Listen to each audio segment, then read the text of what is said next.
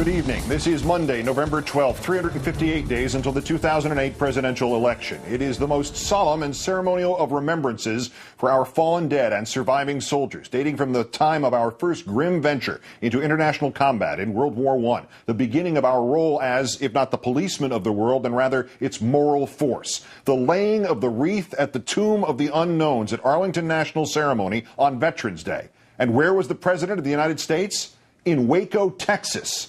Our fifth story in the countdown, the commander-in-chief who has sent our troops to their deaths on nonsense intelligence throughout a presidency of loopholes, who has described his own grief at the soldiers' suffering so much he has made a brand name out of it, who has exploited every wound as an opportunity to sell his agenda of fear and his politics of hate. He could not be bothered to lay the wreath on Veterans Day. Why, you might ask, does George W. Bush hate the troops? The president managing to put together a 5-day weekend at Crawford, Texas, trying to sell his guaranteed no-fail military Trump's diplomacy every-time solution for curbing Iran's nuclear ambitions to his guest there, German Chancellor Angela Merkel, and trying to sell his brief visit to an American Legion post in Waco as some sort of more important event than the one the vice president went to in his stead at Arlington National. Mr. Bush himself said he was there to join in, quote, honoring our sons of the great state of Texas who gave their lives in freedom's cause, unquote. 4 of them in particular. The White House concocted headline for this deserving but nonetheless narrowly focused Veterans Day sidebar, quote, President Bush marks Veterans Day at National Fallen Soldiers Memorial Ceremony, with many more fallen Americans apparently to come. Their service is noble and it is necessary. The enemies who attacked us 6 years ago want to strike our country again. And next time they hope to kill Americans on a scale that will make 9/11 pale by comparison. By fighting this enemy in foreign lands, the men and women of our armed forces are helping to ensure we do not have to face them in our own land. You thought he was going to make a speech about military service and not somehow tie it back to the 9/11 attacks? In a refreshing change of pace, the vice president's speech at Arlington, the speech and appearance Mr. Bush should have been making himself, was remarkably 9/11 free. Though there was a reference to the so-called war on terror, Mr. Cheney saying that all of America's veterans, no matter what the war, have been fighting for essentially the same things. And the legacy of the American Armed Forces is truly extraordinary. They've thrown back tyrants, liberated death camps, carried out heroic rescues, and kept the peace in volatile regions.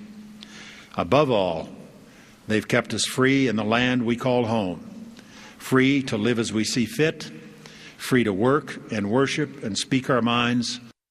But not free to speak our minds if we happen to be veterans against the war in Iraq. More on that with veterans advocate Paul Rieckhoff in just a moment. First, the politics of this national holiday with our own Richard Wolff, senior White House correspondent for Newsweek magazine. Richard, good evening.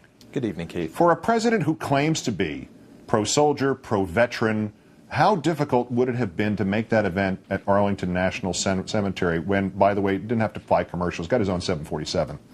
Yes, well, he does have many modes of transport, and I'm struck by a couple of things, and not just his non-presence, but over all these years since 9/11, how the White House has often lamented that there is no national unity when it comes to war, that it's been politicized, and they scratch their heads wondering who did that in the first place. But when you look at, for instance, the contrast with the British ceremony at the Cenotaph just near Whitehall, the seat of government in London, you have all the political leaders, all the different parties there, plus the heads of state, the royal family, and nobody gives a speech. And it is a national moment, a very solemn one, a quiet one. I wouldn't offer up many comparisons with Britain, but that is one tradition that really this president could have taken on. And the silent recognition involved in the poppies that are worn everywhere from Exactly. newscasts to commuters going to work. The talks with Chancellor Merkel ended on Saturday. Did selling the next war take precedence over honoring the veterans of current and previous ones, in your estimation? Well, he didn't do a very good job of it, if that's what he was trying to do. In fact, obviously, where he's at right now is the diplomacy, and Germany has a crucial role to play in that. But listen to what Merkel actually said. When it comes to economic sanctions, Germany has a lot of trade with Iran, And the Chancellor said maybe they should talk a little bit more to German business about this whole sanction thing. It really wasn't terribly impressive, and frankly, the Germans really aren't playing much of a role when it comes to the hot war in Afghanistan as well. Their troops have been notoriously absent from the fight there. So Germany is not a country this president could count on if he really is serious about tough diplomacy, never mind a war with Iran. Richard, it used to be we were in Iraq, according to the president, to prevent another attack like 9/11. Now, apparently, we're there to prevent an attack that would be some unknown number of times worse than 9/11. Did the White House suddenly raise the stakes on the rhetoric because it's the holiday? What's the explanation for this new advanced cataclysmic forecast? Well, it was a curious amping up of the rhetoric. And look, the president has said many times that he thinks people are going to forget 9/11 or that it will lose its impact. I think that's what he was grasping for here, to try and shock people about it and make it even bigger than it once was. Really, the power of 9/11 to move people hasn't faded because of time. It's faded because it's been overused. Exactly. If he thinks it's fading over time, he's simply an idiot. Big picture, we're going to get into the details of what happened in Boston and Long Beach with veterans there who don't have the same point of view, and suicidal veterans and homeless veterans. But the big picture on this, does anybody at the White House see that point that you just made about overuse, that a lot of people can now see through the facade and recognize that everything else he says about empathy for veterans, all of this is just another one of these George Bush brand names?